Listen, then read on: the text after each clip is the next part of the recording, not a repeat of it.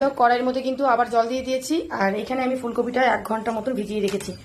তো এবার আমি ফুলকপিটা সেদ্ধ করে নেব। আর জলে আমি অল্প করে লবণ দিয়ে দেবো।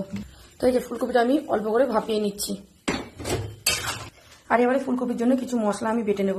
এখানে হচ্ছে আদা, পেঁয়াজ, টমেটো তেলের মধ্যে দিয়ে ভেজে নেব। তো এবার একটু ফুলকপিটা আমি একটু লাল লাল করে ভেজে নেব। দিয়ে দিচ্ছি, তেলটা গরম হয়ে গেছে, দিয়ে দিচ্ছি গোটা জিরে, দিয়ে দিচ্ছি তেজপাতা। এবারে আলুগুলো দিয়ে দিলাম। আর এখানে কিছু গুঁড়ো মশলা নিয়েছি জিরের গুঁড়ো, হলুদের গুঁড়ো, লবণ, কাশ্মীরি লঙ্কার গুঁড়ো আর চিনি। তার এগুলো হচ্ছে গুঁড়ো মশলাগুলো দিয়ে দিলাম। এবারে ভালো করে একটু আমি এটা কষিয়ে নেব।